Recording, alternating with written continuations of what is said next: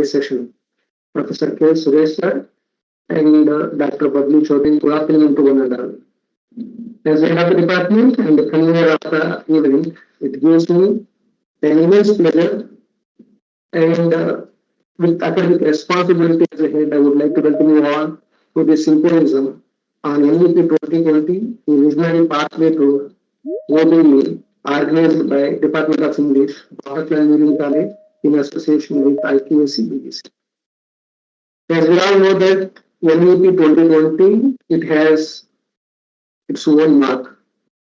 NEP 2020 marks a historic shift in Indian education system. It is not only a reform actually, so it is a transformation in Indian education system.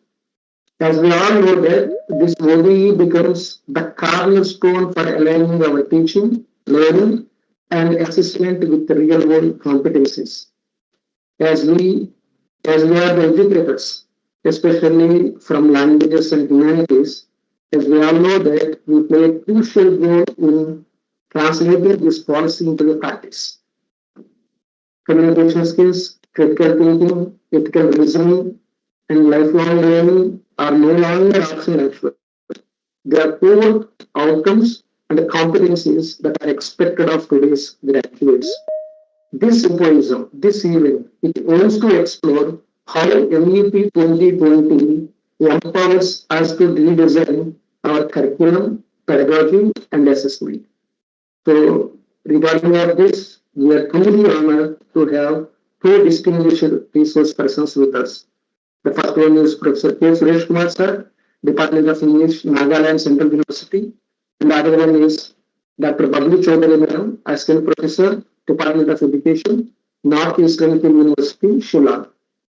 Whose expertise in educational policy and pedagogy will provide us with a broader and policy-oriented perspective on NEP 2020. I'm sure that, and I'm also confident that these deliberations will not only deepen our understanding, but also inspire us to reflect, adapt, and innovate in our own classrooms. I extend my sincere thanks to our beloved principal, Madam Dr. Ramadev Garu, for her constant and continuous support and encouragement and visionary leadership, and to the executive board members of Babatla Education Society for their unwavering support in conducting this kind of academic initiatives. I also place on record appreciation for my colleague, co-convener of the event, Dr. Sheikh Shabrin Sultana Madam, and the entire Department of English for their commitment and teamwork in organizing this event. Dear delegates, I encourage you to engage actively, ask questions, and take back ideas that can meaningfully shape our teaching practices in alignment with NEP 2020. With these words, I would like to conclude. Once again, welcome you all and wish this symposium a very success. Thank you all. Thank you for it all. Over to you. Yes. Thank you, sir, for setting the academic tone for today's symposium. Now it is my honor to invite our esteemed principal, Dr. N. Ramadevi Ma'am, Bapatla Engineering College, to present the inaugural address of today's symposium. Thank you, madam. Respected HOD of Department of English, Dr. Nagamalleswarao garu, Coordinator Sabrina madam, Convener of IQAC, esteemed resource persons, faculty members, and participants. A very good afternoon to one and all. It's give me immense pleasure to extend warm and heartful welcome to all you to the online symposium on NEP 2020. A vision pathway to outcome-based education organized by the Department of English, Bapatla Engineering College, in association with Internal Quality Assurance Cell and ELT Guntur chapter. At the outset, I would like to appreciate the Department of English for conceptualizing and organizing this timely and thoughtful provoking academic event. I also appreciate the IQAC for their valuable collaboration and continued commitment to the academic excellence and quality enhancement. The National Education Policy 2020 marks the transformative moment in the history of Indian education. In the context of higher and technical education, outcome-based education plays a pivotal role in aligning the curriculum design, teaching methodologies, assessment practice, and graduate attributes, and real-world requirements. OBE ensures that our students develop not only domain knowledge, but also critical thinking, communication skills, ethical values, lifelong learning ability. As an educator, it is our responsibility to translate the vision of NEP 2020 into meaningful classroom practices and measurable learning outcomes. I think this symposium serves as an important academic platform for the teachers, researchers, and students to reflect upon, discuss, and deliberate on the implementation of NEP 2020. So I am confident this session will provide valuable insights, practical perspectives, and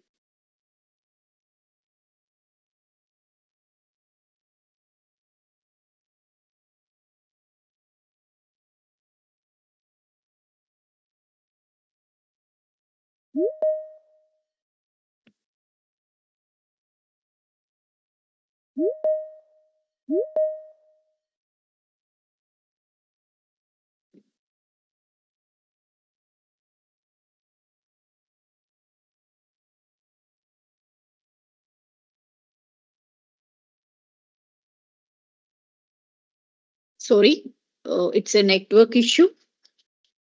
So I think it's a confident, and this session today will provide valuable insights and enrich our understanding and strengthening of the teaching learning methodology. I encourage all the participants to actively engage in the deliberations, interact with the resource persons, and make the most of this academic opportunity. So I once again congratulate all the organizing team for their meticulous planning and dedication. I also thank all the participants for joining us and for being part of this meaningful academic endeavor. Thank you. Thank you for giving this opportunity. Thank you, ma'am, for your inspiring and visionary words. May I now invite Professor C. Prakash Rao, sir, Department of Computer Institutional Vision and the role of outcome-based education relevance to National Education Policy 2020. Thank you, ma'am. Respected Dr. N. Ramadevi, ma'am, Principal, and eminent Academy resource persons, esteemed convener and co-convener of this program. My dear colleagues, good afternoon to one and all. I am delegated to welcome you all this outline symposium on NEP 2020, a visionary pathway to outcome-based education. This is the everyone saying that there is a communication between the student and teacher. It will be a tell me and I forget, show me and I remember, involve me, I will truly learn. This perfectly describes the relation between teacher and student in today's. The teacher's role is not to just to teach, but to actively involve the students in the learning process. When students participate, they don't memorize the things, and also they understand, apply, and never forget. So why I mentioned all these things, the National Education Policy 2020 encourages to move towards learner-centered, skill-oriented, and future-ready education. Outcome-based education is the key to making the vision a reliability. We are helping us design meaningful learning experiments and measure the real outcomes.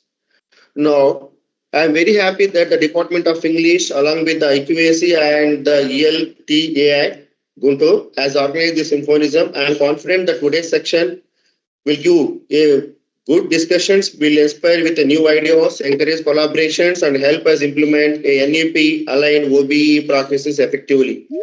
And with the confidence, I am saying that this organizing team put the maximum efforts and all participants have their product and enriching symposium. So thanks to everyone and thanks giving opportunity for this one. Thank you. Thank you, sir, for your valuable insight.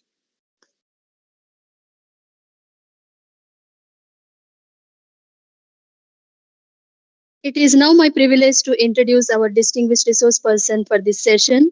Dr. Babli Chaudhary ma'am is currently serving as an assistant professor in the Department of Education at Northern Eastern Hill University, Nehu, Shillong, Meghalaya. She brings with her a rich academic background and multidimensional expertise in the field of education.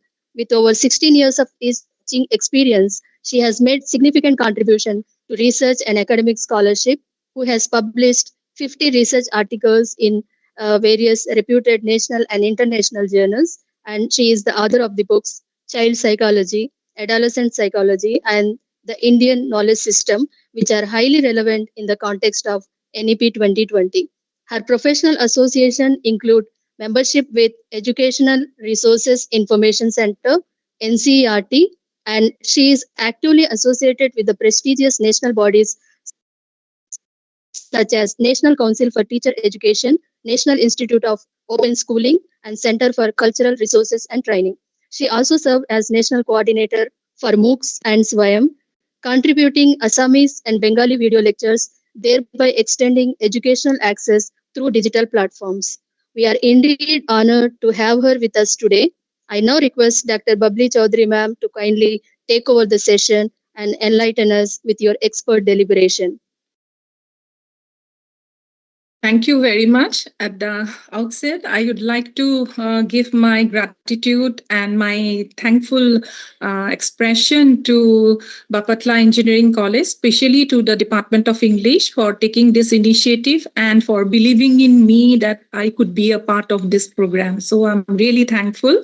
And Sabrine ma'am for your constant cooperation, communication.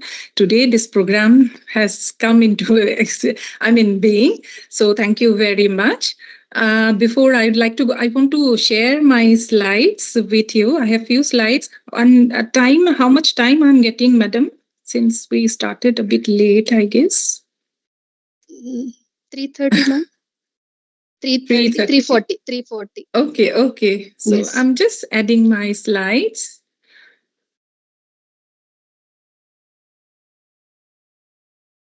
Ma'am, should I go to share and then to the presenter mode, yes, right? Presenter ma'am. mode, right? Okay. Yes, ma'am. You are in. Yeah. You're added as presenter mode. Yeah. Can you see the slides? Can you see my slides? No, ma'am. No, Not yet. So presenter mode, first slide, I have to click no content only. I have to click there. Yes, I clicked, but it's not going. I don't know. Open the PPT, ma'am, and then it's already share. open. Yeah, it's already open. Just a moment, madam. Just a moment. Few things actually I wanted to show. That's why I have brought this PPT. Is it there, ma'am? No. No, not yet. Ma'am, I can say that Sabrine ma'am have to make you the host. Then you have to you can share the presentation. I have already added, ma'am. You are the presenter. Yes, ma'am. It's coming. Yes, the screen. The screen is displaying. Yes, ma'am. Yes.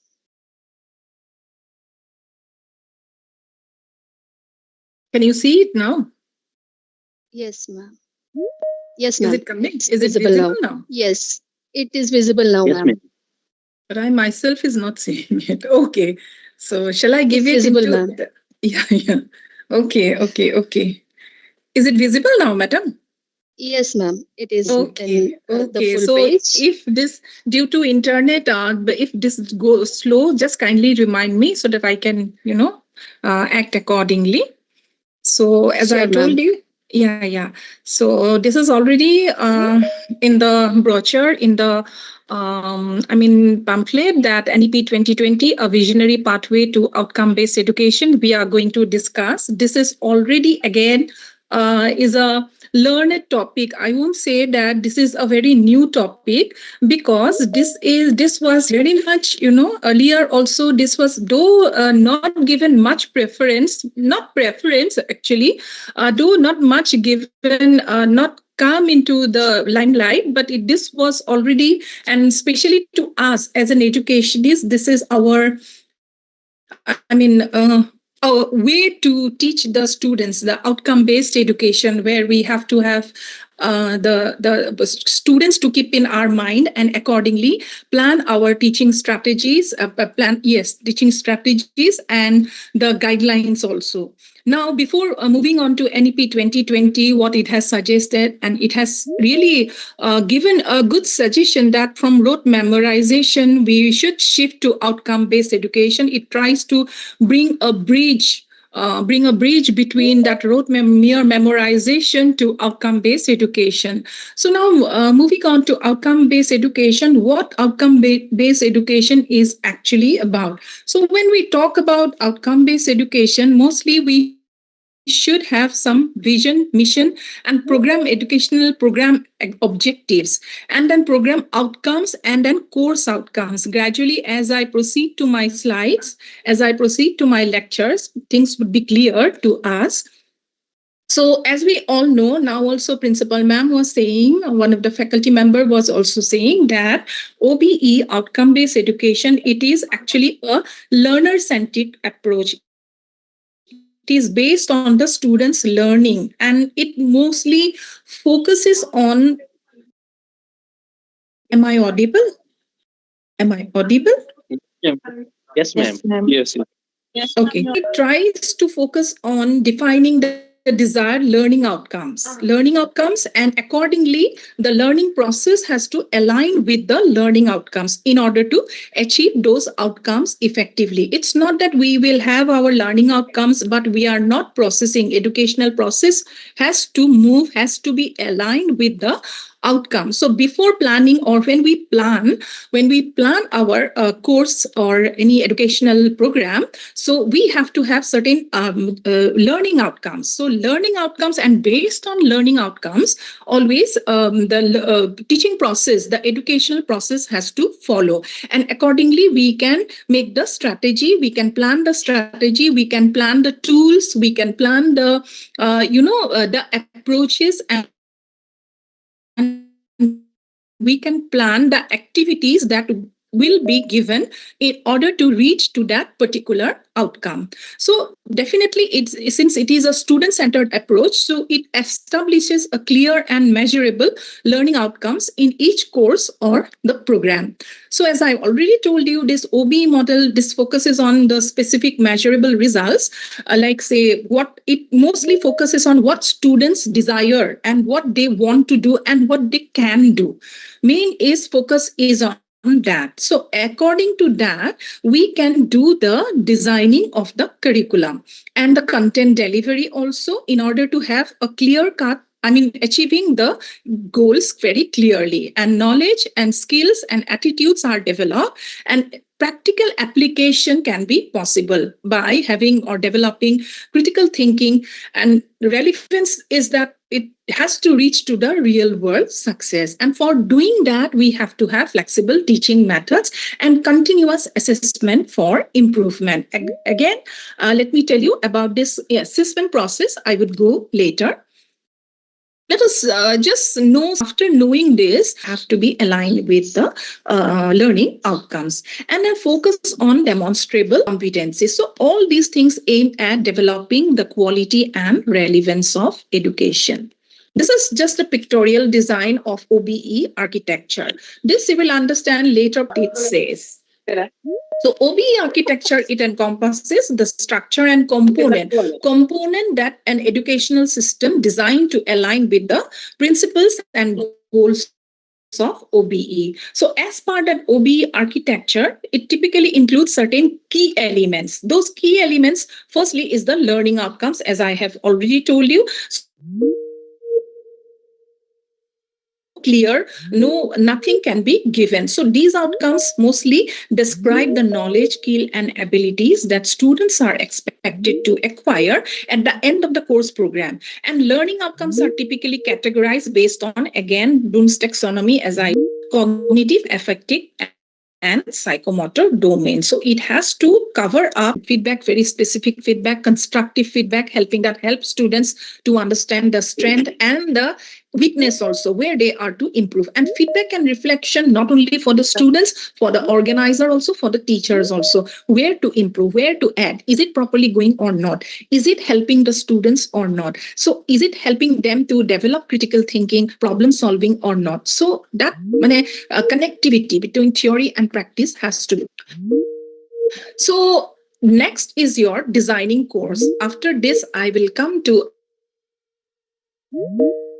after this OBE architecture, let me come to the designing how we can design the course based on outcome based approach. So when we talk about outcome based designing of a course based on OBE, three types of three criteria we have to follow. One is that program outcomes. We have to be very particular, we have to be very sure about the program outcomes, what we want from that particular program in the sense can be engineering program, it can be medical program, B.Ed program, M.Ed program, any program, FYUP program, whatever, that is program. So program outcome have to be, first of all, very clear in front of us. Then program specific outcomes. Your engineering program outcomes will be very much dissimilar to my FYP or say integrated or ITEP program. Then the course outcome, what course? Okay, so there are different processes, different things we have to keep in mind while designing the course. Recently, I had been to Mumbai IIT. There I had one lecture on outcome-based education. So I was interacting mostly with the students. I asked them that different electronic engineering, chemical engineering, all those students were there. Very interesting it was. When I asked them, I had given them one situation that how you want to design the course or what strategy you would apply. Chemical engineering students, they had told me that we want to see drone we use for capturing the picture video in some events or occasions. They said that we want to, the electronic students, they have said that they are going to make robots. Okay, very fine. Then the chemical engineering students, they said that through drone, they want to spread the chemicals or manures into the paddy fields in order to, reduce the labor cost or maybe yes, all those things. Interesting to interact with them. So they say, so designing that particular course using syllabus to provide the guidelines to students on what they can expect. So that is why their participation is very important.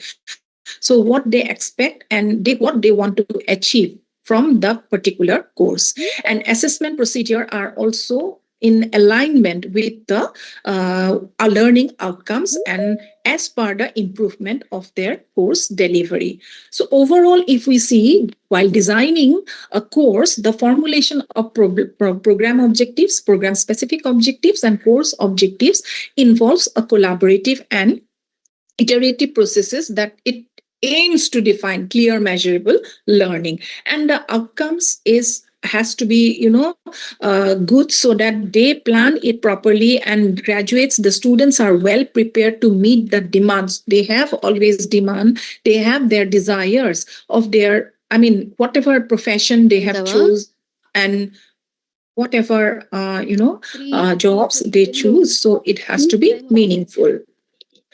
So the formulation, how to formulate this course objectives, I don't know how far I can go because later on I have to discuss few more things. So this I want to go a bit quickly regarding formulation because I have already discussed formulation of course objectives.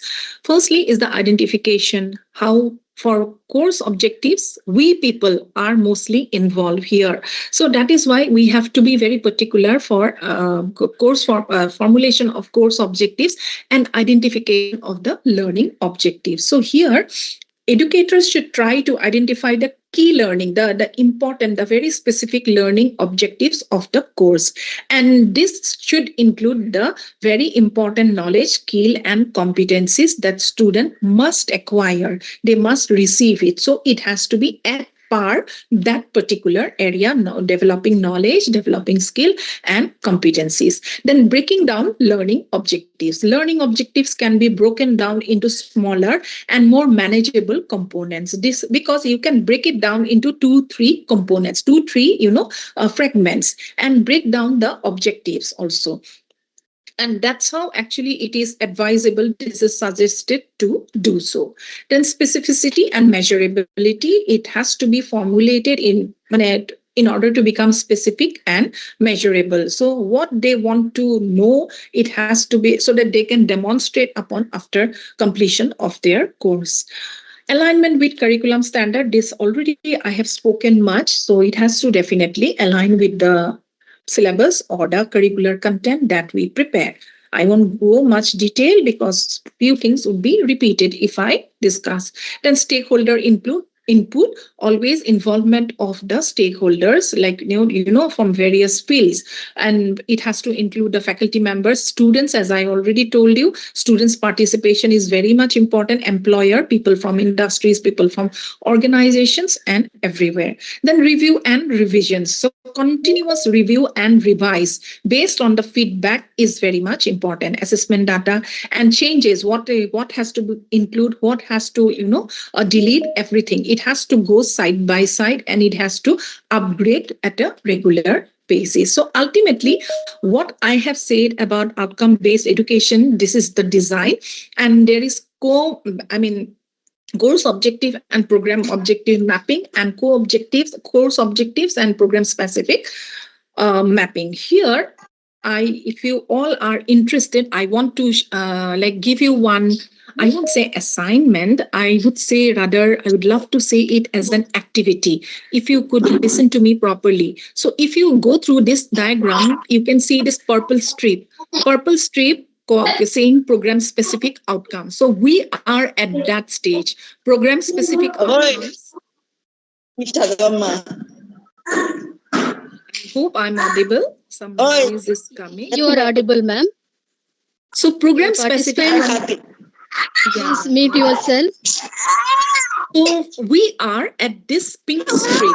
If you can understand what we have discussed up to now, this is a program specific outcomes. And under this, you can see I have given few examples: course outcome 1, course outcome 2, course outcome 3, 4, etc., like this. So when we are in program specific outcomes, and as we are directly involved into the teaching learning process, I want to give you one activity. I want to share one activity that why don't you please plan one topic of the course. Please plan, take my activity as please plan one topic of the course from your specialization area. I'm not saying to go for anything which you are not aware, you are not known. You take something from your specialization area. You plan a topic of the course, and please jot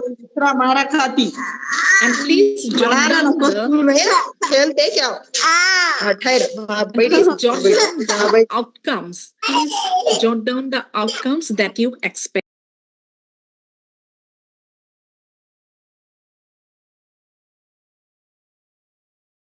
Ma'am, could you please repeat that?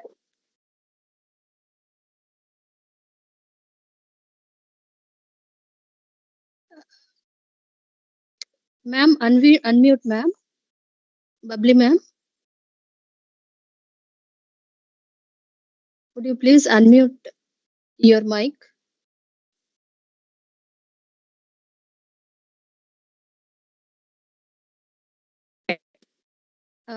Yes, you are audible now, ma'am. Oh, I thought, I don't know since when I am not audible. No, just a minute, just with okay. seconds, yes. Okay, so what I wanted to give you one activity that please listen to me carefully. After discussing these three things, we are at this pink strip, okay? Program specific outcomes. You just assume yourself, course 1, course 2, course 3. I think people are from various departments, though you all are from English departments of engineering college, but I think you have your own specialization. So please plan one topic of the course from your specialization area and jot down the learning outcomes that you expect. This is my activity given to you during this program. If you can make it, it's very good. And the second part of the assignment, activity, is that then suggest the activities related to the topic. Okay, what activities you want to give? As we already said, we can give activity, we can give project-based education, experiential-based education. So please suggest activity related to that particular topic and the outcome that you expect. So that's why I was waiting for this particular area that I crossed. Now I'm moving on to the next part, is the development of course plan. How can we develop the course? Okay, or how can we plan the development of the course? These are again perhaps the known thing, not perhaps, these are actually known things to us.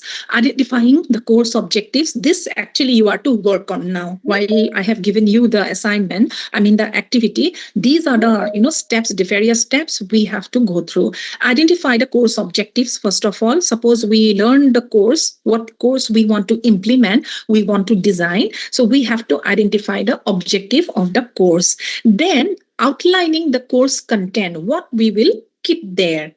Then designing learning activities, designing of the learning activities. This is mostly very, very important, because as I told you, without activity, learning is meaningless now. We just cannot expect to make learning permanent.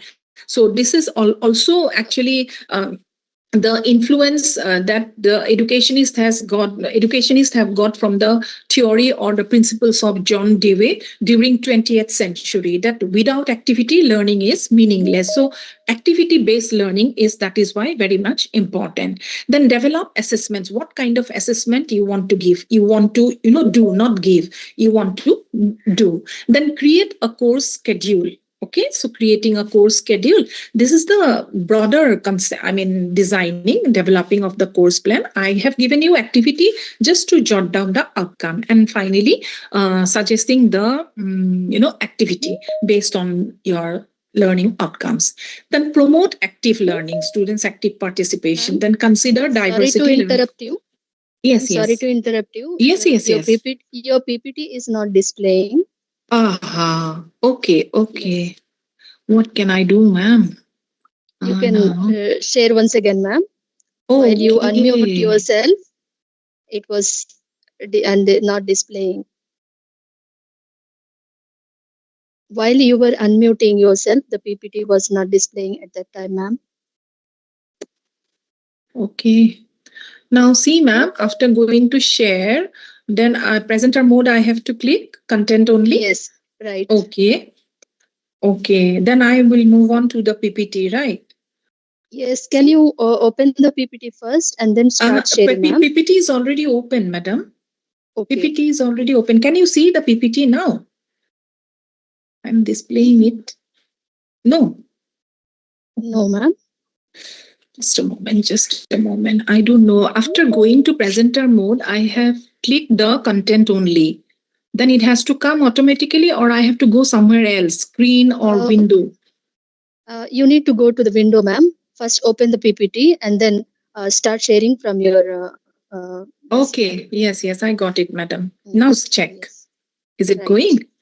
Is it visible? It is. Yes, ma'am. Okay, yes, I'll give it in presenting mode. Yes. I hope it's visible now. Yeah. So development of course plan, as I told you already, identifying the course objectives. This was not visible probably, so I'm going a bit quickly. Outlining the course content, design. This I have explained. Then designing design learning activities, develop assessment. This I have given already explanation. Then create a course schedule, integrate technology. promote active learning, students active learning. Lastly is the ACT, alternate design. If it's not working, alternate content delivery options. All this is just on the basis of certain features like focus, method, assessment, and flexibility. I have given the differentiation of OBE versus traditional education. Traditional education, the focus was mostly on content delivery. Here in OBE is the mastery of the skill and the real world practices. Then method, as we know, teacher-centric. This is totally student-centric. Assessment also, standardized exam, rote memorization in the traditional field. Here, the performance-based task in the form of projects, portfolios, whatever they do. Then flexibility, yes, rigid timeline. There is fixed timeline in traditional one. Here, the flexible timeline.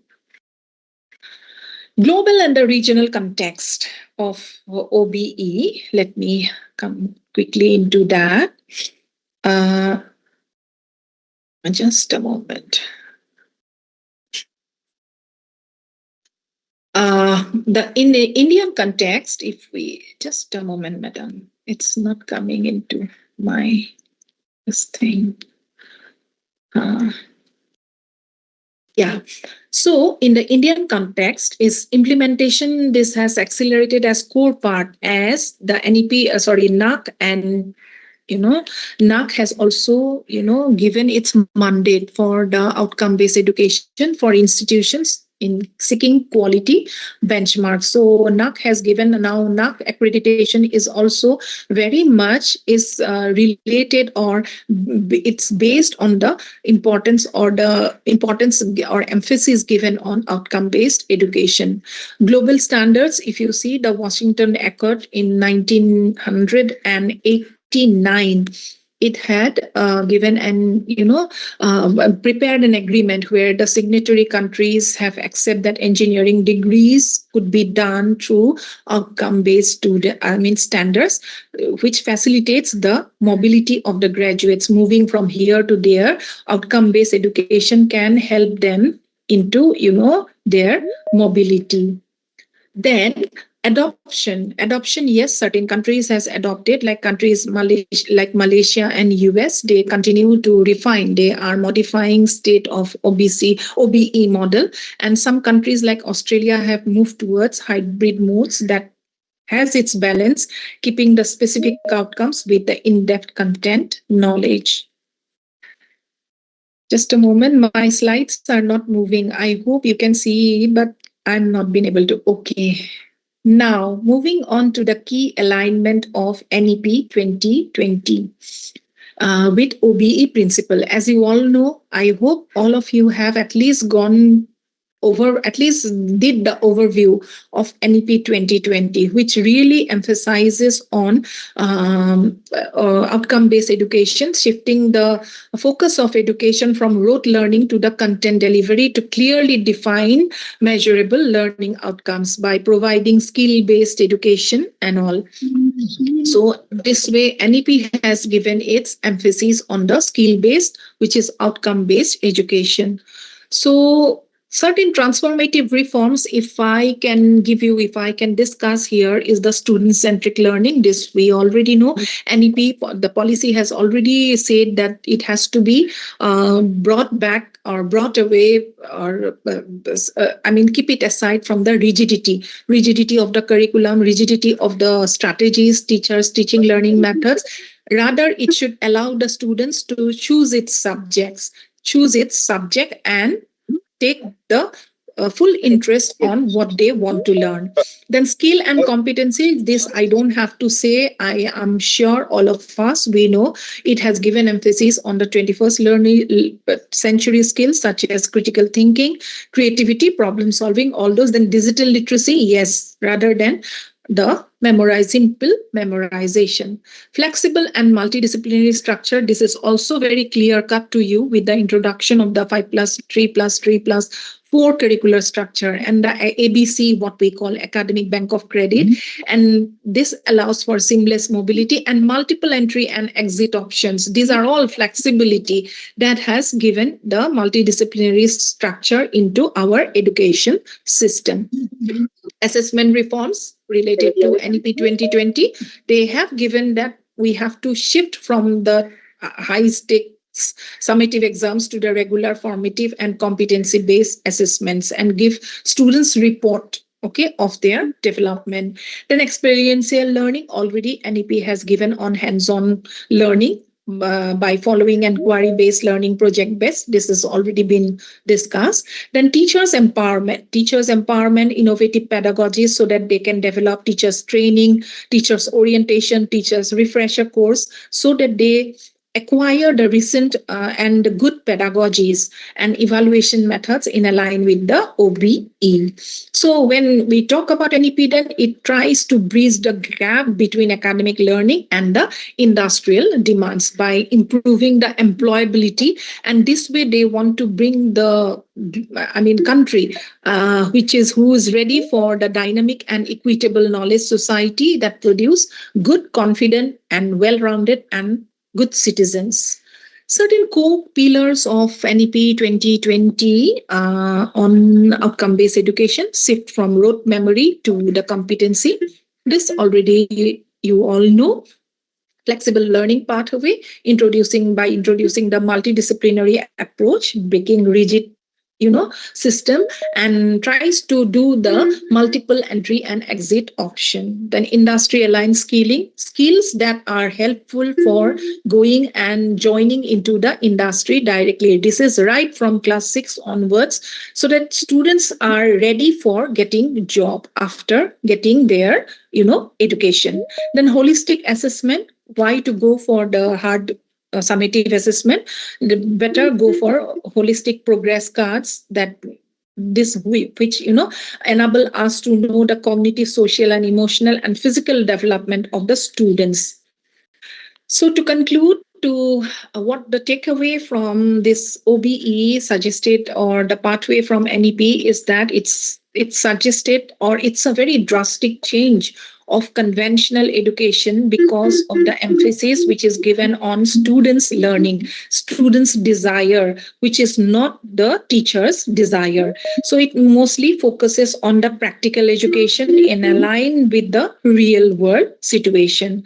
So there are difficulties in OBE also, but still this is very, very important. This is still possible. This is still in our hand to make this drastic change so that we can have a proper developed and good education, improved education by inculcating digital literacy to the students, appliances of the digital technology, and take the full advantage of technological learning so that we can become or we can make ready the future citizen of this country. So with this, I would like to conclude. Thank you very much. I know I had to skip few things. I thought of explaining more, but it's okay. Thank you very much from my side.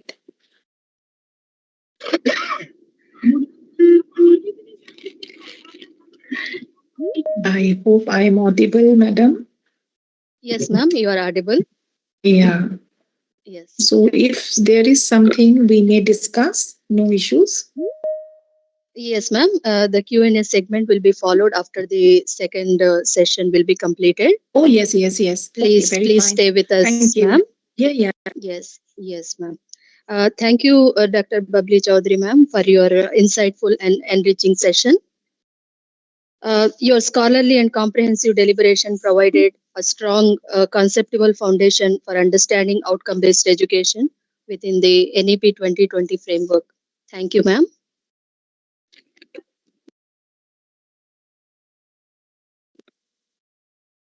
Would you please stop sharing the PPT, ma'am?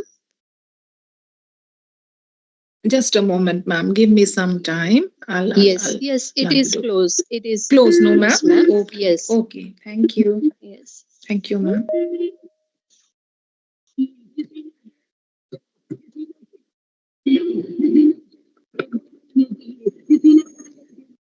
Now, as we proceed to the second session of today's symposium,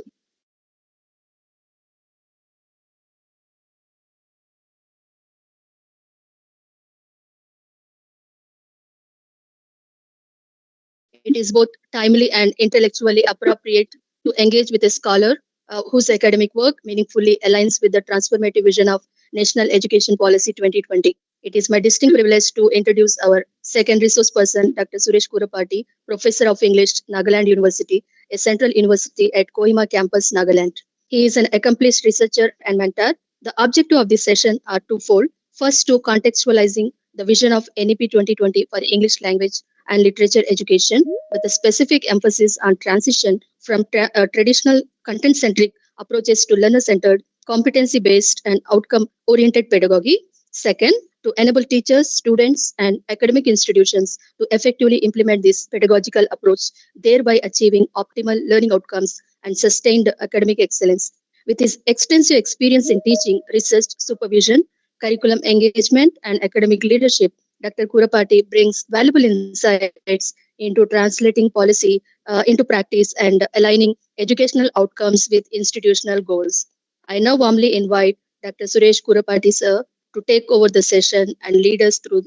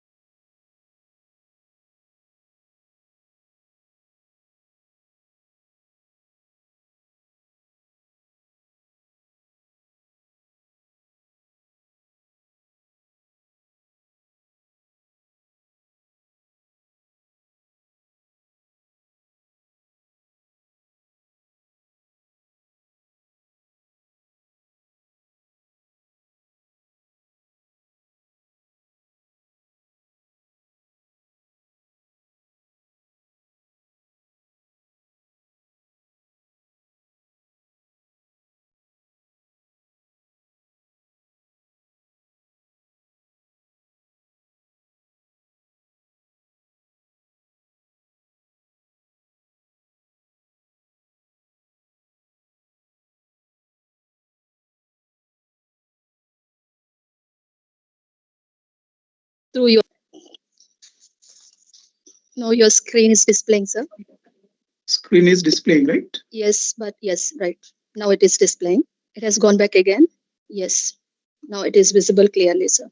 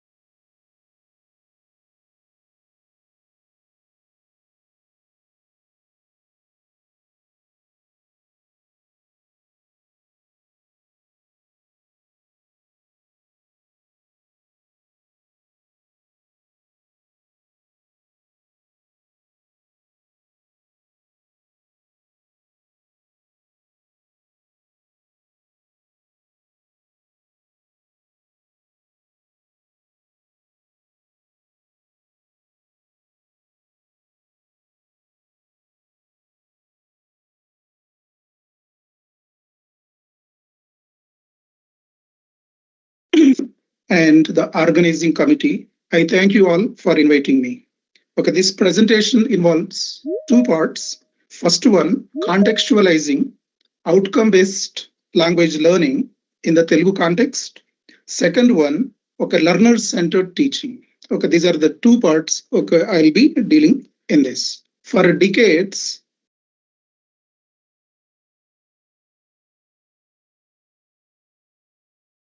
English has occupied an important yet often uneasy position in our educational system. It has been taught extensively, tested rigorously, and emphasized repeatedly. Yet a critical question remains largely unanswered. Have we truly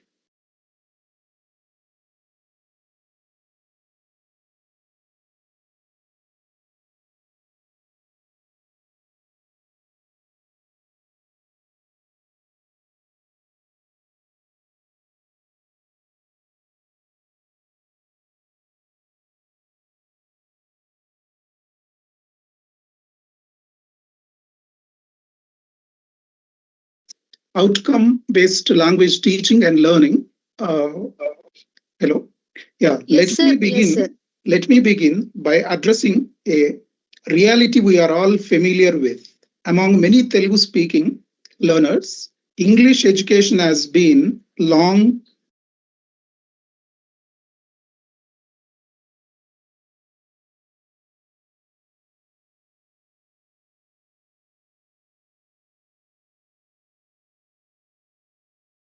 intensive and examination oriented, but its outcomes remain uneven and often unsatisfactory. Study English for 10 to 15 years, yet many hesitate to speak, struggle to write, dependently, and lack confidence in professional communication. This is not due to lack of intelligence or effort. Rather, it reflects a systemic gap between teaching and actual language use.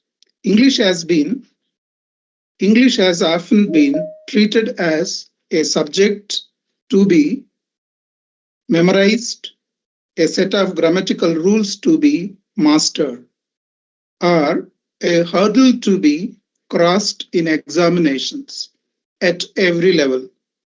As a result, learners may pass exams but remain unsure of their communicative competence. This gap is particularly visible when Telugu speaking students enter higher education, engineering programs, or job interviews, internships, workplace environment. They often possess strong technical knowledge but feel constrained in expressing ideas, presenting projects, and participating in discussion. This situation points not to learners' failure, but to pedagogical lacuna, a gap between what is taught and what learners are expected to do in a real life. Okay, at this context, I would like to ask, what learning outcomes do we expect from studying English in your course or program? Okay, I would like to ask the participants, okay, could you write one line or one word regarding the expected outcomes? The question is, why English for engineers?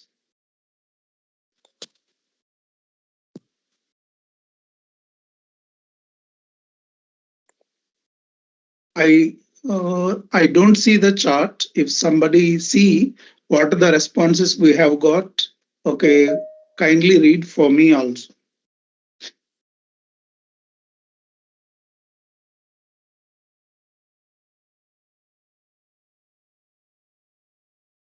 Any responses, ma'am?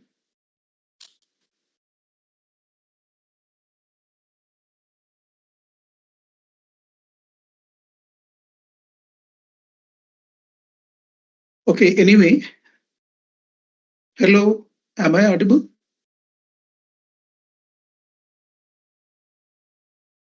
Hello? Yes, sir. Yeah, Yes, sir, I am audible, right? Okay, thank you very much. Okay, here, sometime we can see I have given from my own learners or the educators certainly feel the following components, that is communication, employability, and global competence. In today's interconnected, interdisciplinary, and a technology-driven world, language is no longer an ornamental skill. For engineering students, especially, English functions as a language of technical documentation, a medium for teamwork and collaboration, a tool for innovation and entrepreneurship, and a bridge to global knowledge and network. If English education doesn't translate into into usable competence, when the system has failed to meet its purpose, this is precisely where outcome-based education or teaching learning becomes crucial. Though Bubbly ma'am has given a lot about this, I would like to give very briefly about this. What is outcome-based teaching and learning? Outcome-based education is a educational approach that begins with a simple but powerful question. What should learners be able to do at the end of the course or program? Actually, when we talk about this, we are certainly talking about the end outcomes. Unlike traditional models that focus primarily on syllabus coverage and content delivery, this outcome-based teaching and learning emphasizes measurable learning outcomes.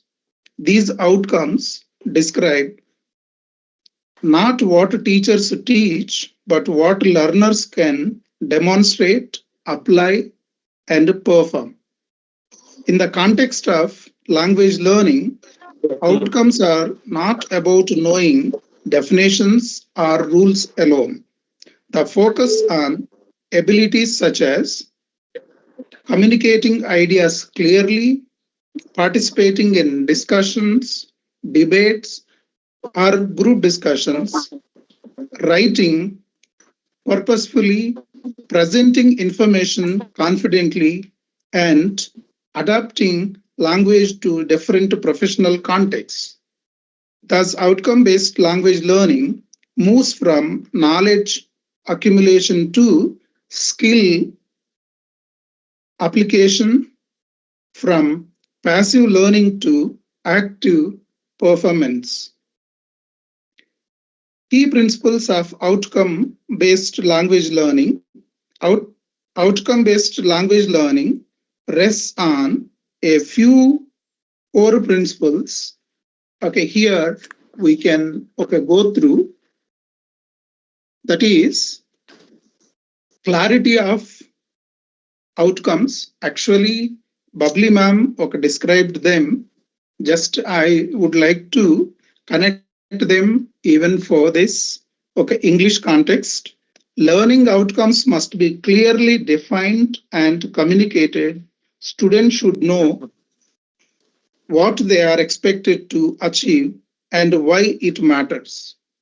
Actually, even when we prepare MA English program as per NEP 2020, NEP 20, we can suppose the age of marks have gone, only the needful skills are in demand. Second, it builds learner confidence. When students participate language through meaningful tasks, they gradually overcome fear, hesitation, and self-doubt.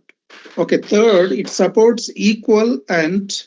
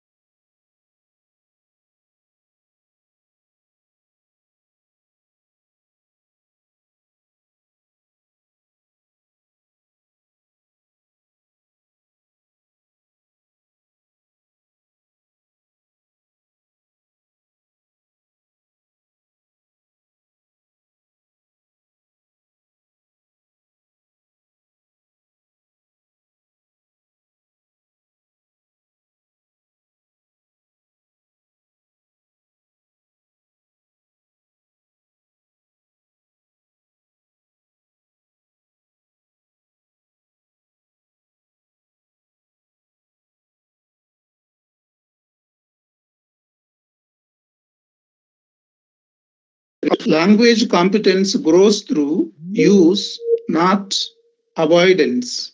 Okay, it also brings new rules to the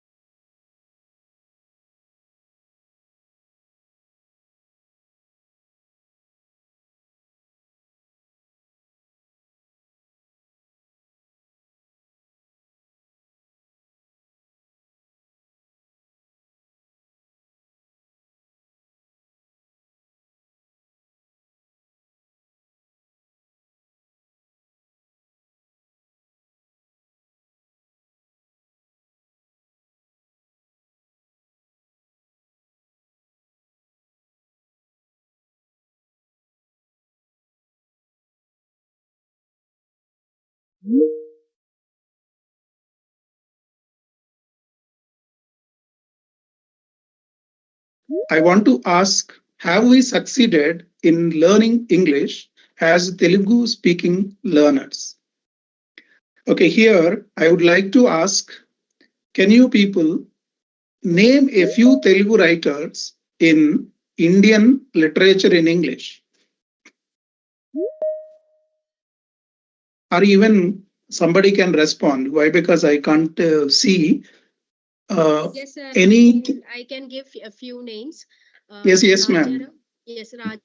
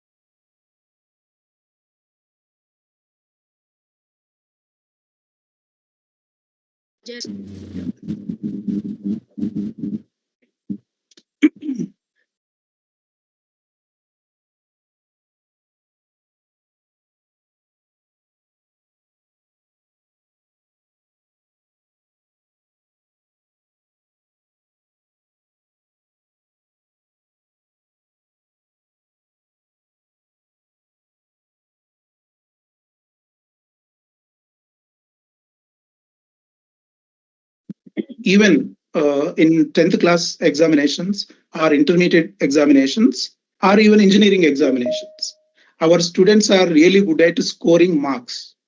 But when it comes to their performance, certainly we can't see among all the people. Some people certainly doing very well. We have very big stalwarts even in the international level. But as a whole, on average, okay, the performance, even we have to think so much in order to name one or two writers. So here, outcome-based language learning, okay, certainly for this purpose, means we need to produce our own, okay, writers. We can't say even, okay, means I request if anybody would like to give a few English writers from Telugu. Hello, Professor K. Suresh. Yes, sir. I've just mentioned a name, Professor Raj Rao. He also happens to be one of my professors in the university. So he was from Telugu speaking community, and he is a very established writer in English. He has written novels and also some short stories. So does that fulfill the requirement here? Yes, sir. Thank you very much. Actually, what I want to... Yeah, thank you very much, sir. I can't see your name. Actually, I am projecting this. My name is Santosh. My name is Santosh Gare. Santosh, thank you very much, Professor Santosh. The thing is, what I am trying to tell, outcome-based language learning means we need to reap, okay, good outcomes. That outcomes can't be only communicative skills. That outcomes can't be only for the marks. Okay, they should be, okay, much more bigger. Okay, to put, when we see Indian writing in English are even the greatest writers we could produce.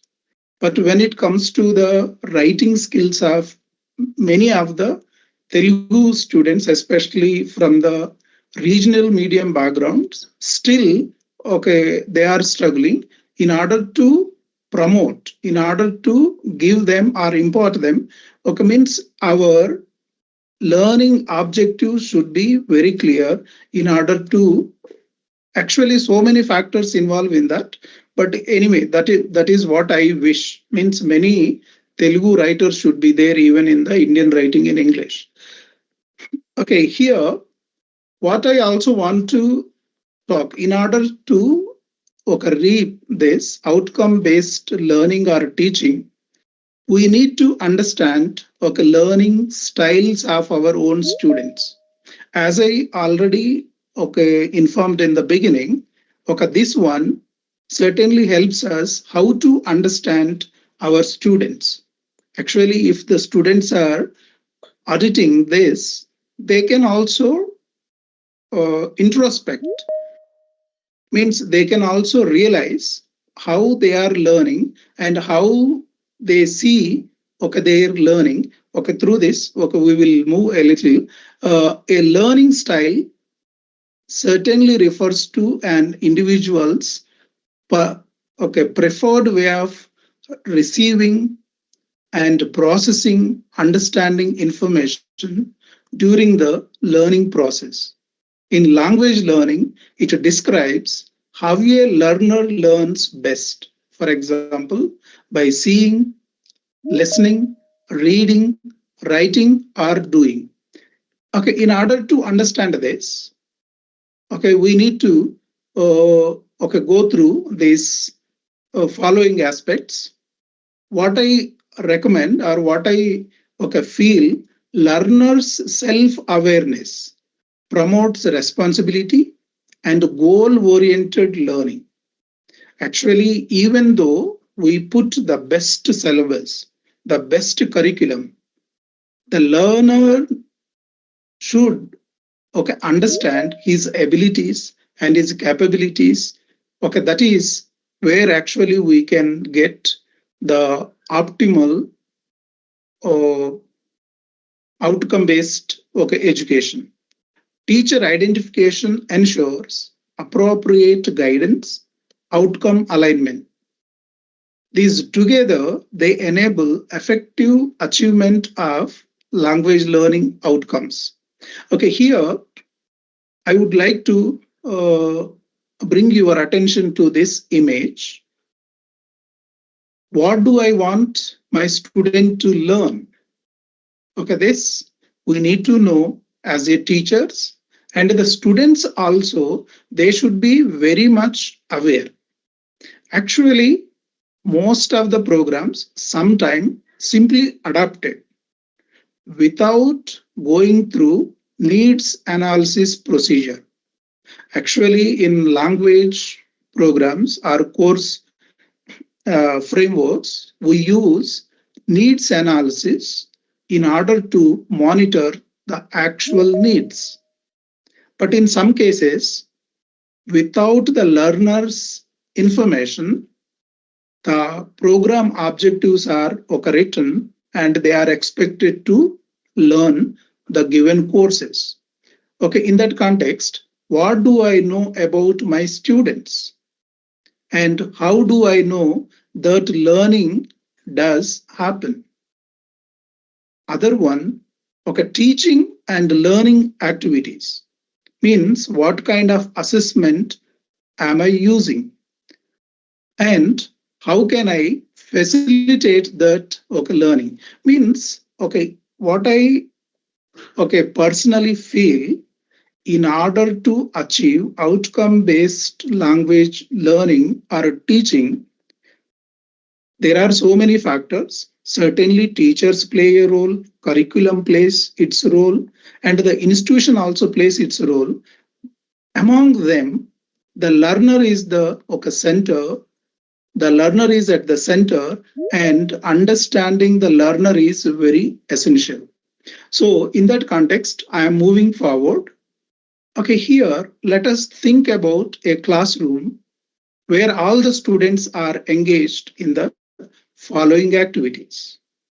Okay, you see number one, daydreaming, doodling, giggling with friends, and shifting or rocking in a chair, analyzing things you say, humming or listening to an iPod or mobile.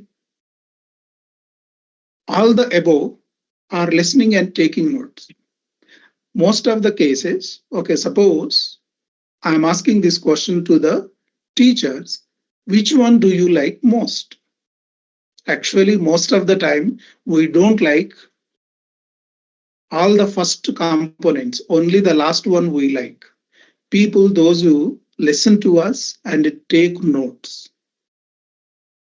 But at the same time, we need to understand the exhibited characteristics or the behaviors of the learners. Actually, what we sometimes consider the negative traits, negative aspects, okay, they have certain positivity, and okay, we can make them learn even better through them.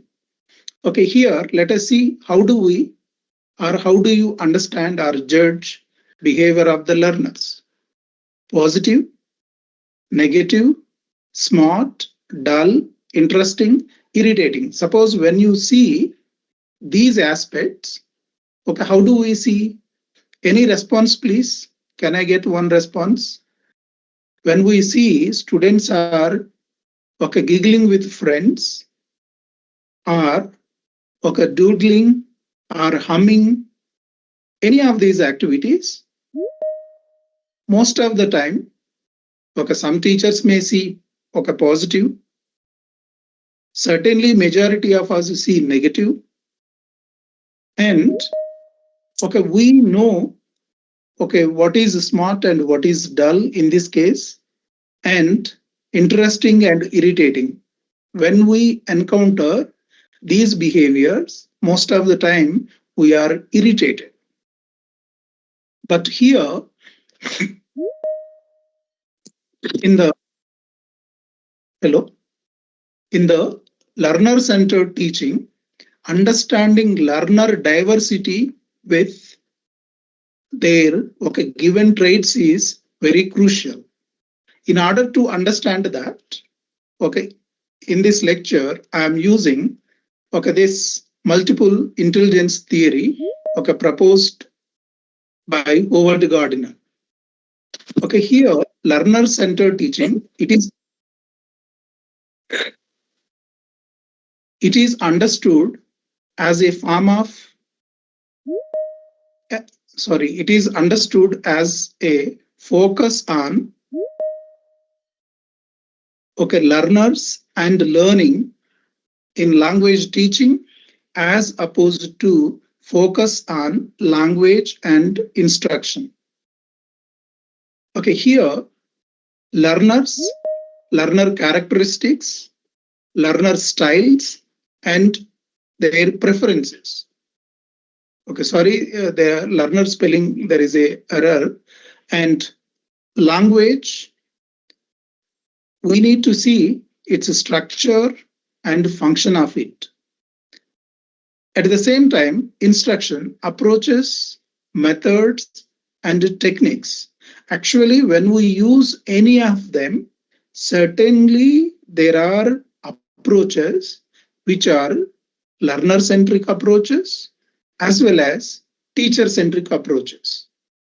The same way, the methods are the techniques.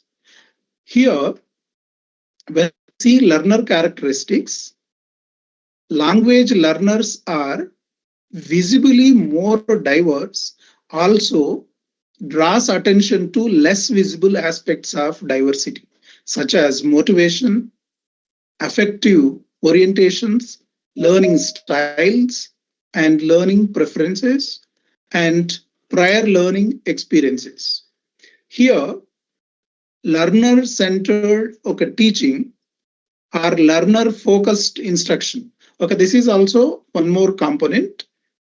Okay, teaching instruction is made more responsive to the needs, characteristics, and expectations of learners. The other component, learner-directed learning. Here, learner involvement in self-assessment of their objective and their subjectively felt needs, and in planning, monitoring, and evaluation of their learning. Here, learner-centered teaching and effective language learning. See, learner-centered teaching and effective language learning means if we focus from the learner's perspective, okay, it is sensitive to individual needs and preferences. Pedagogically, it is a sound practice. It integrates language learning with students' life experiences. Okay, means why should we? Actually, even in the earlier lecture also, you have seen learner-centered teaching, not the teacher-centered learning. Learner-centered learning. Okay, here, what is needed? Language teacher awareness. That is, we need to be very cautious or well informed about the intelligences of the learners and their needs. Okay, we know very well what are wants and what are we know very well what are wants and what are needs. At the same time, the preferences. Okay, how they learn, what they should means their preferences, styles and strategies. Okay, these certainly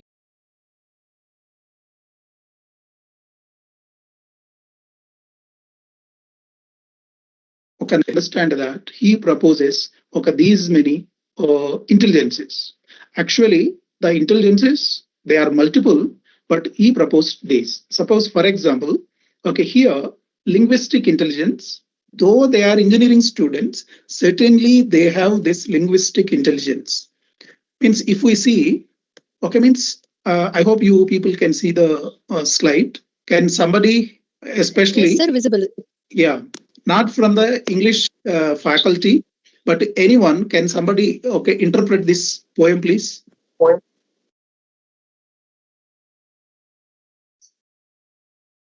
Okay, especially those students, those who are participating in this symposium.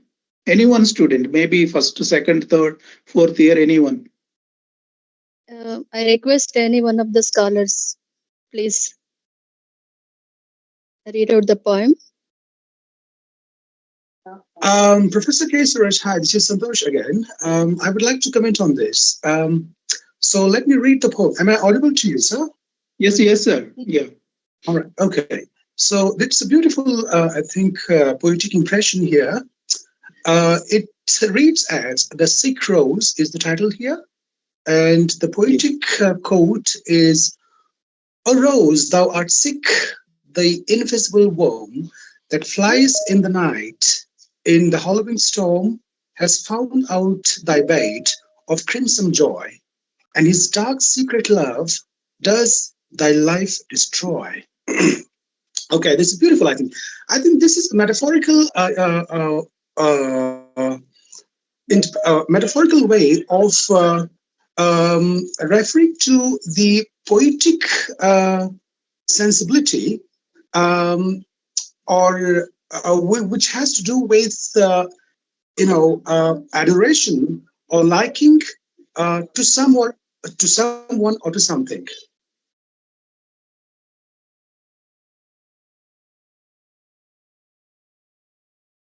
Right. So this works. I mean, the rose here is a metaphor for a poetic sensibility and also the longing for something or someone, and how it impacts the very what do you call it also refers to the impact it has on the aspirations, the social political aspirations of the spirit of the person in whose spirit this feeling develops. This is how I perceive this. Okay, thank you, Dr. Santosh. If I am not wrong, are you from English discipline or other discipline? I'm from English discipline, sir. Yes, yes. Okay, thank you very much. But I would like to listen from any other non-English students or the faculty also. They can respond. What do they get from this? Okay. Okay.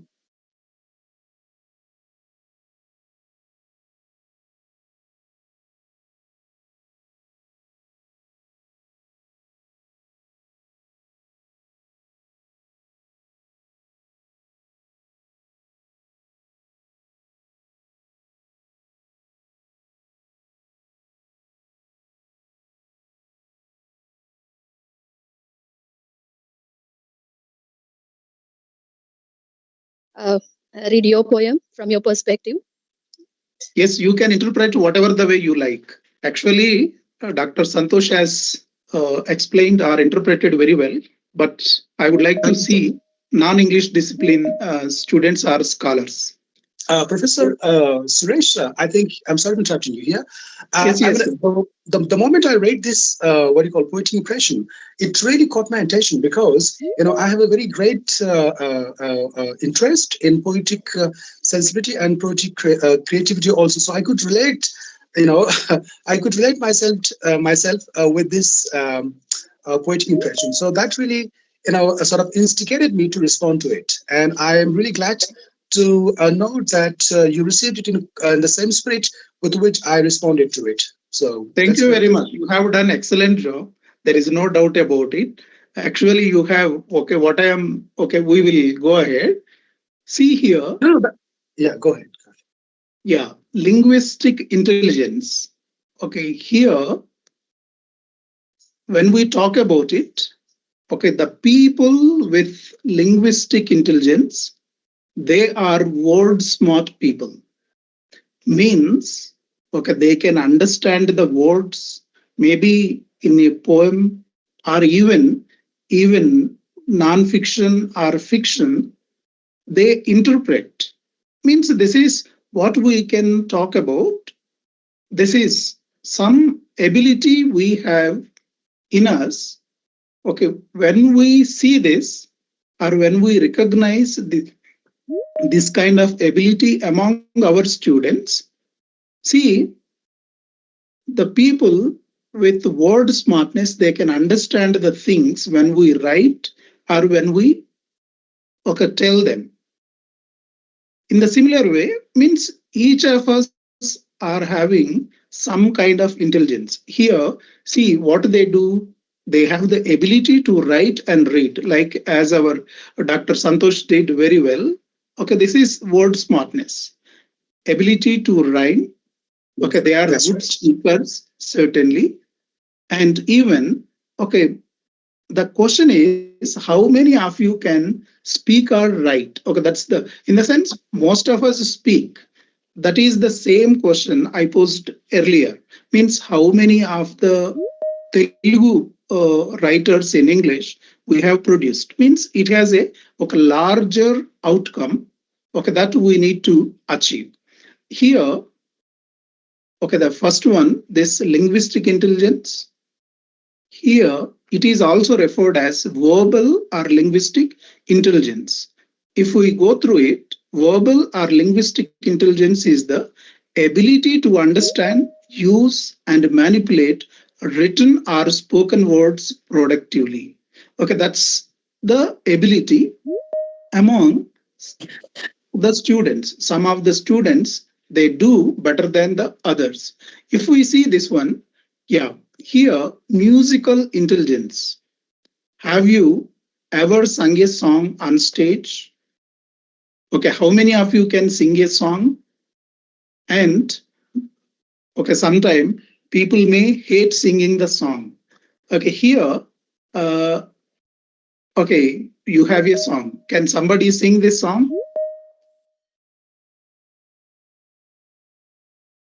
This is a song, Professor Kesara. It's beautiful. This is again a song from Academy Award-winning movie Titanic. Yes, sir. And every night in my dreams, I see you, I feel you. That is how I know you. Go on. Far, far across the distance and spaces between us, you have come to show you. Go on. Near, far, wherever you are, I believe that the heart goes on once more. You open the door and you are here. In something like this. I don't quite remember the last two, I mean, the musical, Sorry. the last two lines, but this is beautiful. I mean, this is one of my favorite songs, of course. I really liked it. I'm really glad. I should congratulate you, sir, for incorporating this song into your presentation. That's great. Well, thank you. First, I must appreciate you. You have so many talents. You did even reading as well as this singing also. Thank you, sir. Here, Thank you very much. yeah. See, when we I'm a talk poet about myself and also a singer and a teacher. Yeah, the lot of things that I do. yes, yes, sir. Okay, you are certainly a grace to your department or your institution. Okay, Thank you that very much, will sir. certainly help the institution. Here, musical intelligence we see, especially we can observe among them, especially A.R. Rahman, such Yeah, kind of people, music smart people. that's Okay, right. they like music, and even see ordinary people like us, we can communicate, but the people with this musical intelligence, they can also connect without talking. Through music, they can connect and they can communicate. Okay, this is also one kind of intelligence. Musical intelligence is the ability to appreciate, distinguish, compose, and perform in various musical forms. Okay, here among us also we have a great personality. I certainly acknowledge that is Dr. Santosh. He sang very well. Thank you for that. And another variety here, logical and mathematical intelligence. Suppose, see here, okay, this is actually, I put it earlier for one of the teachers group, but you can also take this number smart. The ability to do maths and math problems, ability to balance a checkbook. Okay, here, how many of you are, how many of us can, okay, invest our money in shares? Actually, how many of you have done a science experiment? In the sense, certainly, okay, many of us, okay, never thought of this, putting our money in the shares. The reason is sometimes we are more worried about this number game or this, okay, this logic, whatever the, maybe that discipline, okay, we are more worried about. But some people very easily do, okay, this kind of mathematics. Means I gave even as a puzzle for a group of teachers. Some of them could do very well, but some of them miserably failed.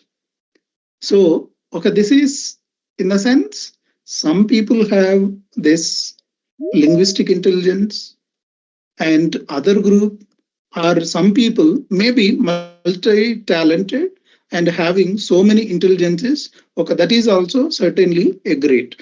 But what we are trying to do is some intelligence is lying with every individual. Okay, that we need to tap in order to promote their learning. Here, logical or mathematical intelligence involves the elevated skill of manipulating and understanding numbers and the ability to reason effectively. Okay, this is the simple, okay, definition or the explanation given by Howard Gardner on logical mathematical intelligence. The next variety comes visual or spatial intelligence.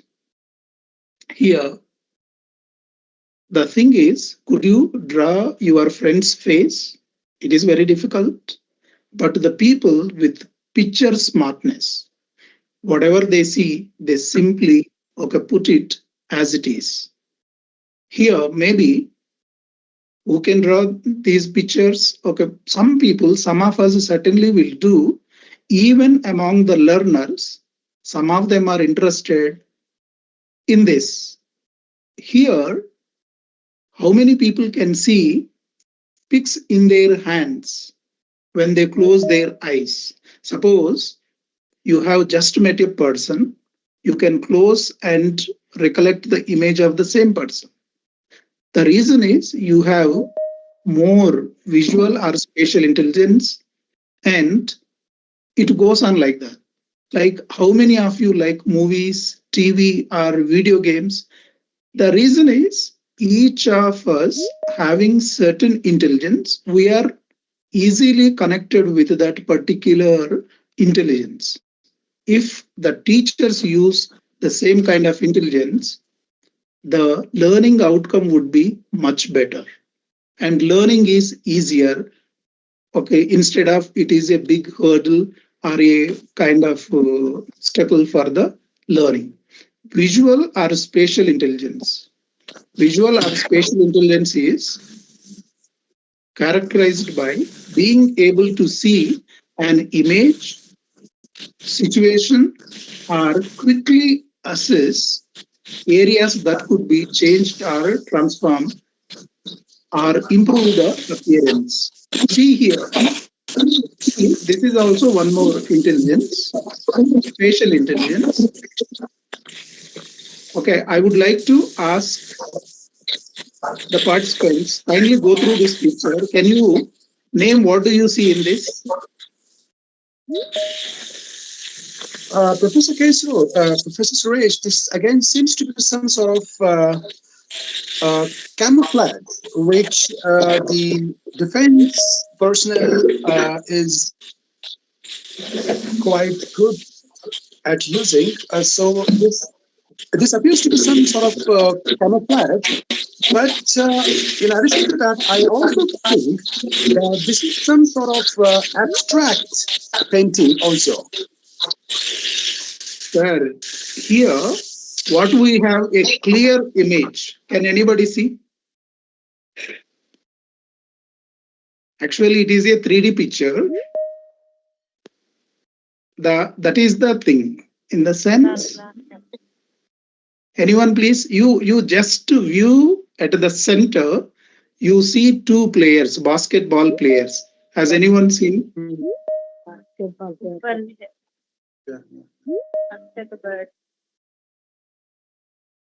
Yes. Has anyone seen the two players?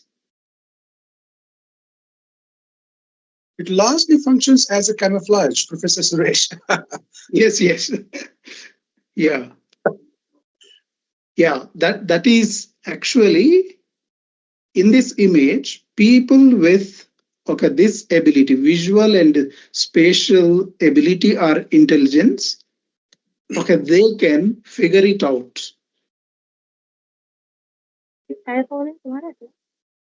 Has anybody got it?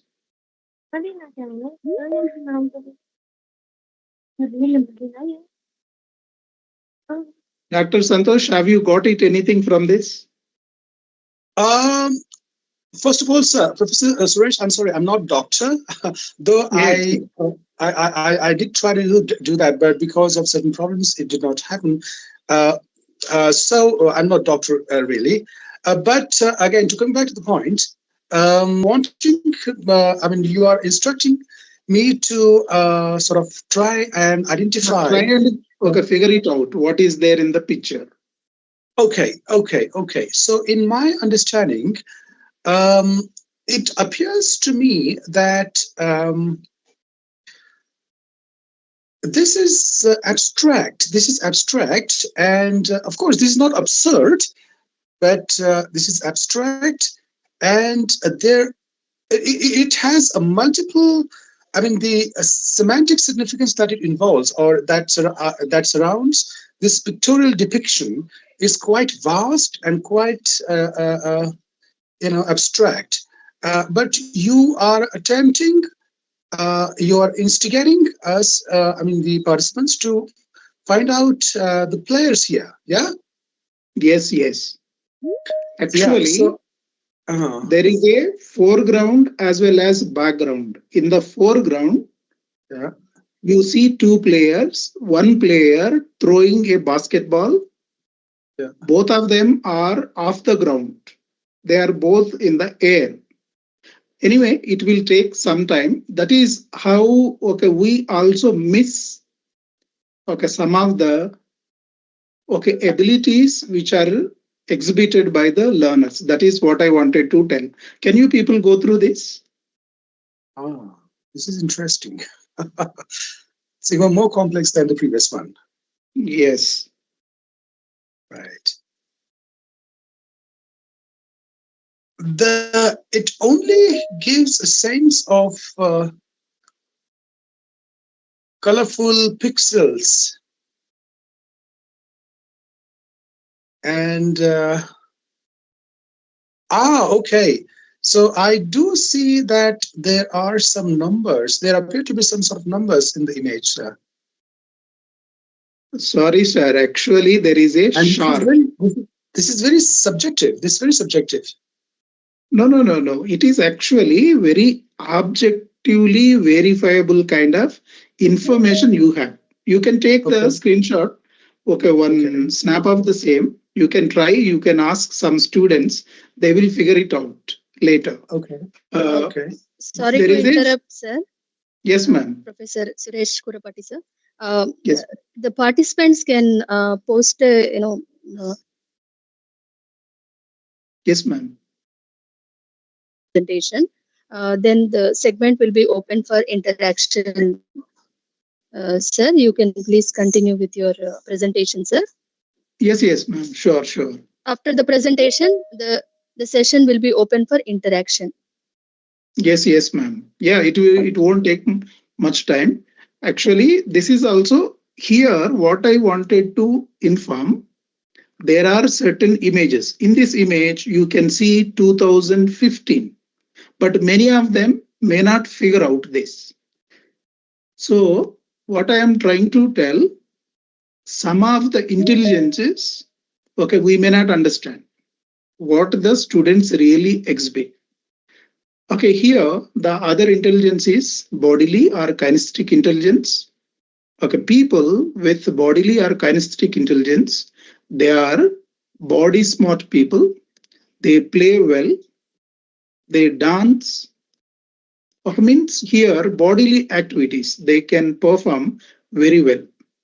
Bodily or kinesthetic intelligence is the proficiency of using the entire body to express ideas and feelings, and the competence of using the body to produce or transform things. And in the other intelligence, interpersonal intelligence. Here, this is also very essential one. Our your interpersonal relations, people smart. Are we really people smart? Okay, here, who has at least one friend or associated with friends? Means if we are not at all smart, people smart, okay, means people end up in isolation. But the people, those who have this people smartness, they excel in certain professions.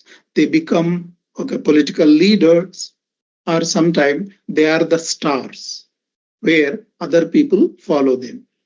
See here, understand others in various situations and moods. They have also sympathy and empathy to others. In this context, interpersonal intelligence is the proficiency of an individual in perceiving the moods, aims, and motivations, emotions of others. And the last one, not last one, last but one, intrapersonal intelligence. Actually, here, self-smart. Actually, some people are self-smart. They know what are their strengths and what are their weaknesses. Here, what they do individualized projects, and who has ever talked to themselves.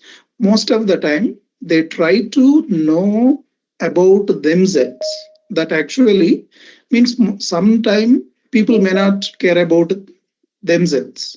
But in this case, they assess themselves, they venture into whatever the new things or the innovations or new projects, okay, that actually helps them their self-awareness.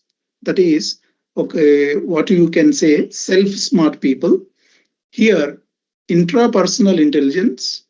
Intrapersonal intelligence is having a positive self-concept and life direction, which is intrinsically grounded. The competency in knowing oneself and acting to modify one's self based on that knowledge. Okay, this is the one. And the last one is naturalistic intelligence. Naturalistic intelligence is the ability to appreciate, categorize, and classify, explain, and connect things encountered in nature.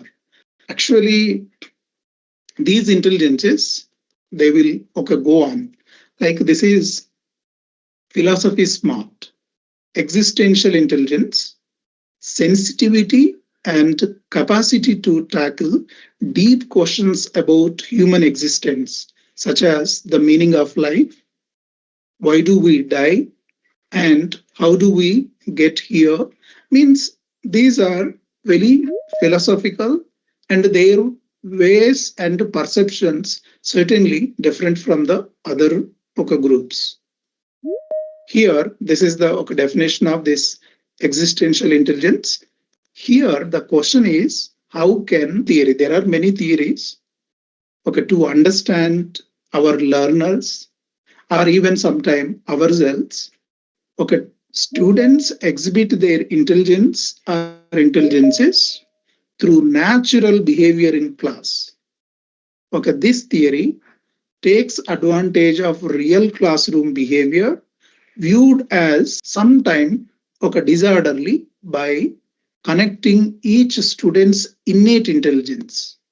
Okay, here to make the same as a positive trait or a positive for the positive outcome, MI, okay, this instruction provides motivation for students to do exactly what you want to learn. Let's look back at the activities above and translate the inappropriate behavior to the appropriate intelligence.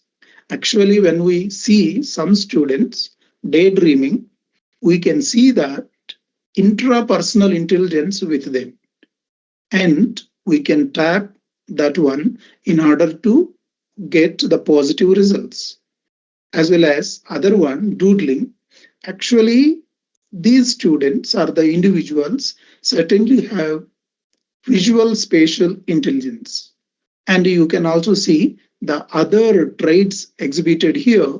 Each one is certainly okay, that is a okay great advantage or a great intelligence. We can okay make use that particular okay thing in order to teach better and to get better outcomes. And implications of this, teachers should address innovative methods of learner-centered teaching. Okay, this is the actual central point. Then why should we okay know all these? The reason is we need to connect with them. Suppose if a student is okay word smart, maybe he is given the word or verbal things in order to accomplish his task. Suppose a student is whatever the intelligence he or she has, that kind of okay tasks may be provided by the teacher in order to okay get through in the class. Meeting all the needs of the learners in the class using different strategies, styles, and strategy emphasizes both explicit and implicit integration of language learning and use strategies in the language classroom. This approach aims to assist learners in becoming more effective in their effort to learn and use the target language. Okay, that's the purpose of this. Here, learner-centered approaches, once we know, especially for outcome-based language learning, we may use approaches like CLT, communicative language teaching, in order to okay focus okay real life communication and fluency, as well as task based language okay meaningful tasks okay using language. Here learners are expected to perform certain tasks okay like that. I hope the teachers know okay all these approaches and their outcomes. Depending on the context okay we will use appropriate approaches in order to focus on okay certain required skills are the outcomes. Okay, that's how okay it can go on. So that is the reason okay we can use okay this. It will be more connecting as well as, and it will help the okay outcome based okay learning, language learning. Okay, to conclude, outcome based language learning invites us to rethink fundamental question. Are we teaching English as a subject? Are we enabling participate and succeed?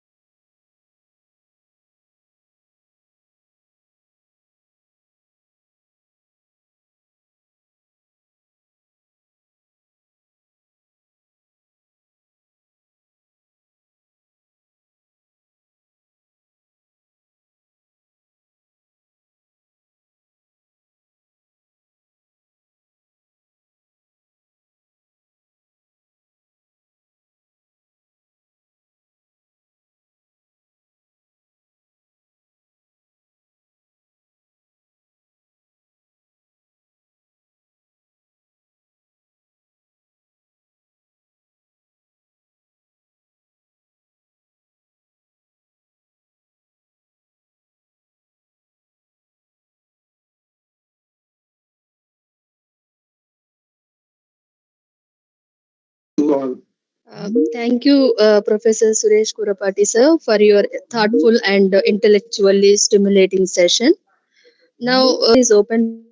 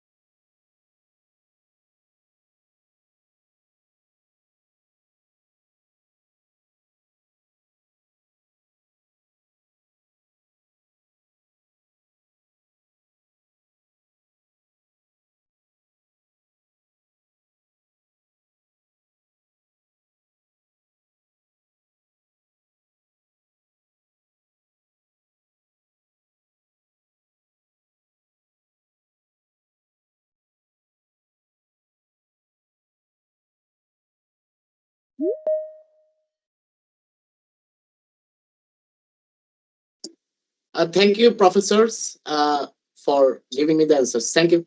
Good evening, madam. This is Ramamurthy Devarkonda from Telangana, India. I'm really thankful to Dr. Babli Chaudhary Garu. My question is that how this is the NEP, so far as NEP is concerned, 2020, the learner center, meaningful and learning, you have said. But what is the role of AI and learners' needs are different in the classroom, whereas the teacher center is, we can understand as a teacher, whatever the content he has to teach, he can elaborate in the class. But where learner center, there are different learners in the classroom, and how we divide them, the needs are different. So that's why I want to know more in this regard. Thank you very much. Sir. Yes.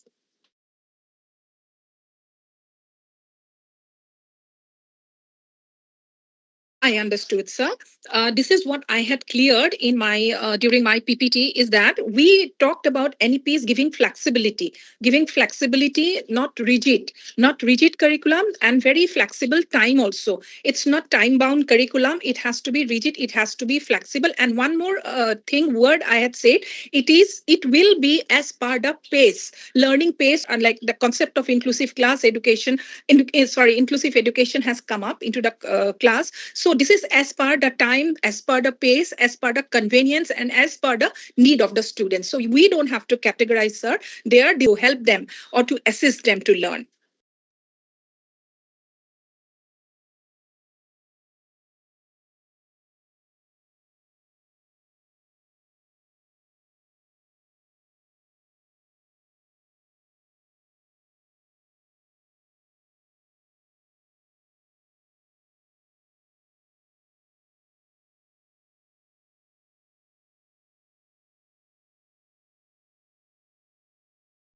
Thank you. And I'm Jahnavi from Hyderabad. Professor Suresh sir, please unmute your mic. Yes, ma'am.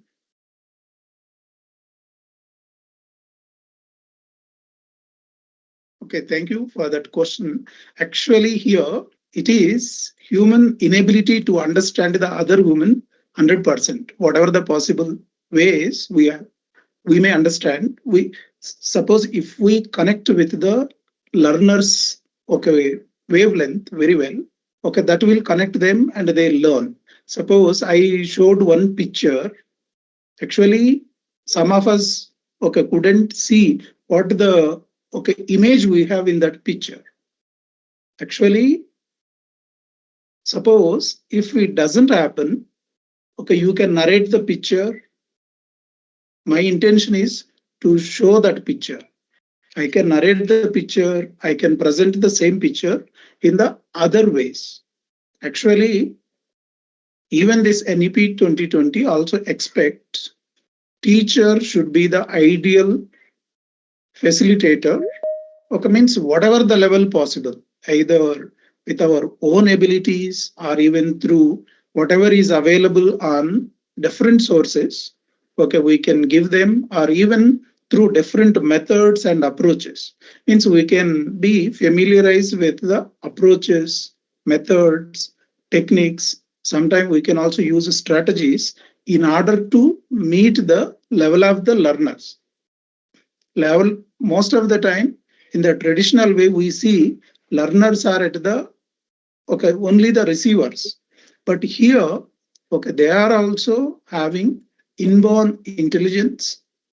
Sometimes that we can't match with them. That's the actual problem. That problems are there, and we need to find out how we reach them or how we solve these kind of issues.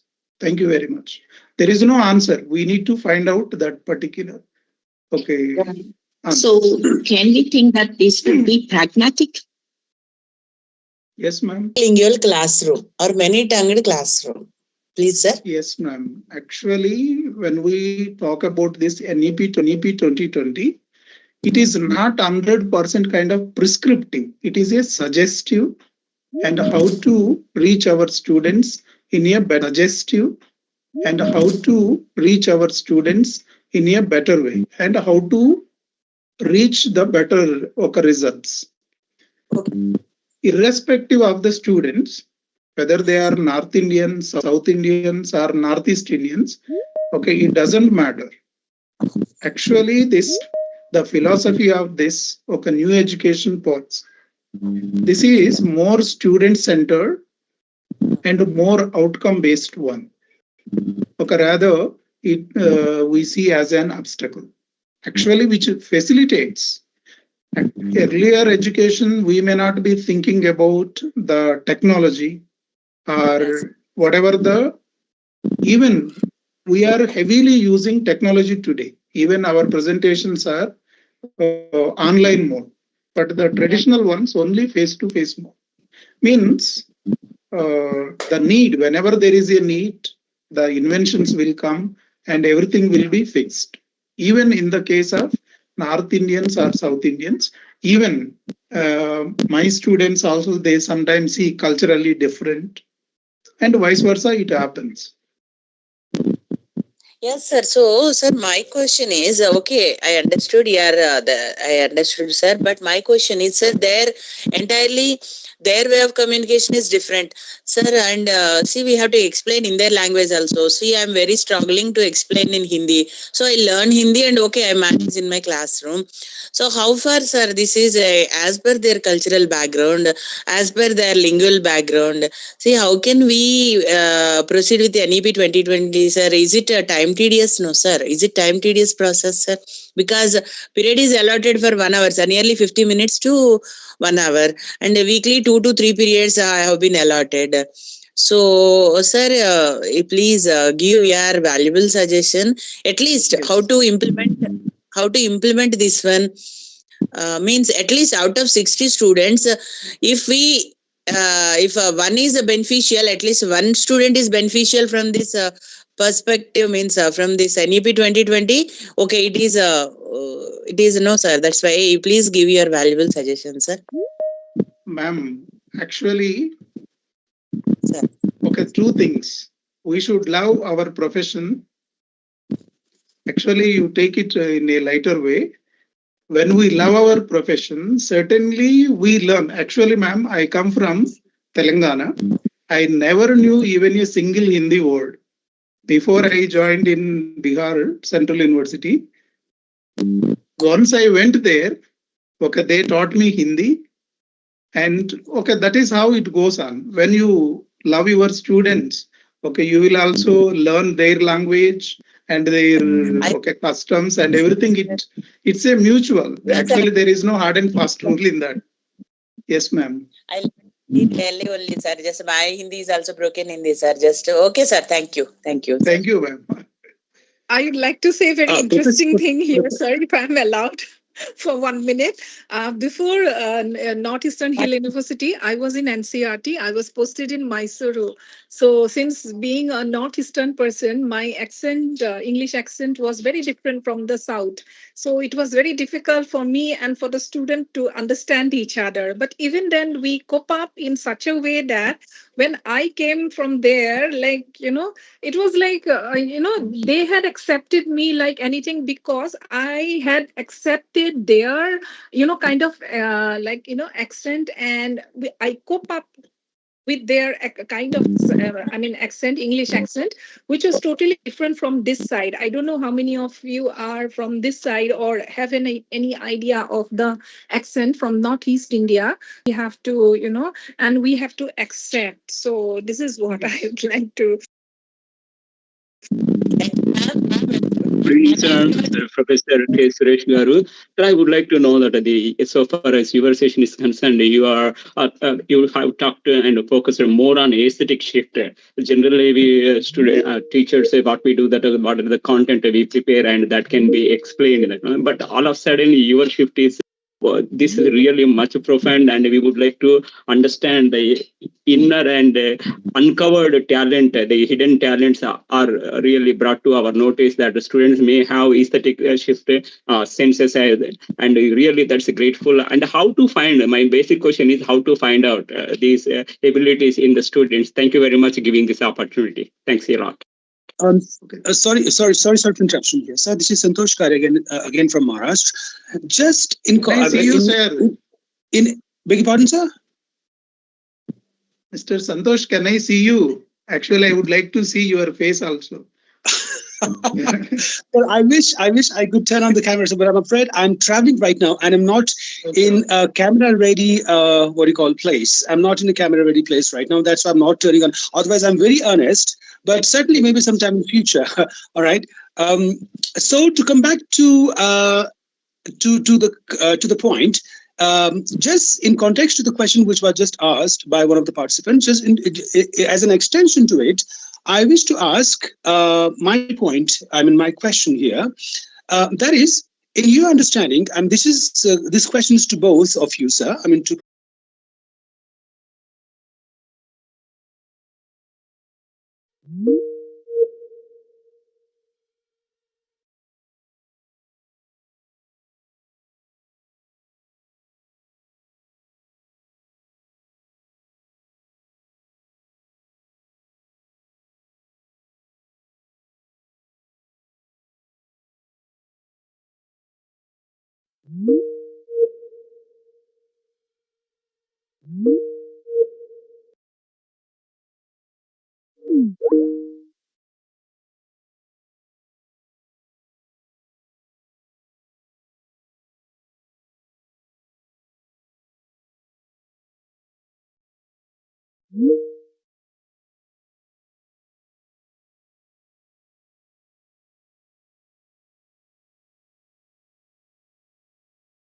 vision, and this is, we are still in the implementation at the start of the implementation process. We are not yet done, we are not in the mid even of the implementation. So later part, so as the time will come, as the time will pass, we will come to know the implementation process, and it won't be just a mere degree, what you said as the degree giving policies. So I hope the country will see the result in future. This is what I would like to respond in addition to what sir has responded to your question.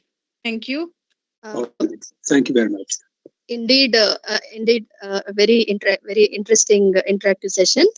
Due to time constraint, we can wind up this interactive session. Uh, Thank you, ma'am. Thank you, Babli Chaudhary, ma'am, and Professor Suresh, sir.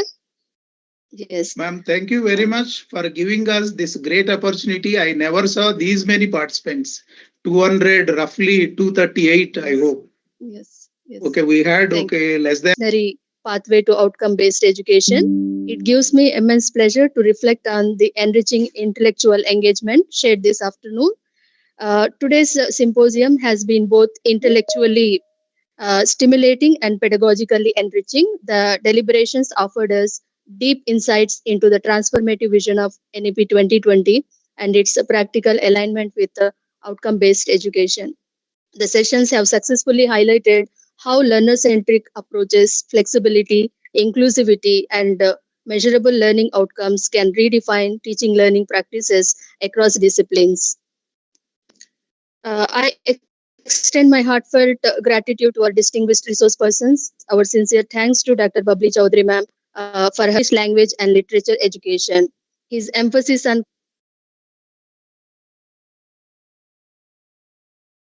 support, guidance, and encouragement in organizing academic initiatives of this nature. My sincere thanks to our convener, Dr. P.V.N. Malleswara sir, for his academic guidance and meticulous planning, and also to Professor C. Prakash Rao sir, co-coordinator IQAC, for his valuable insights on quality assurance and institutional alignment. I extend my appreciation to all the teaching and non-teaching staff, organizing committee, technical team, Mr. Koteswara sir, and student volunteers from AWAS whose dedicated efforts ensured the smooth conduct of this symposium. I also thank the electronic print and social media for their support in disseminating academic initiatives and amplifying the reach of this symposium.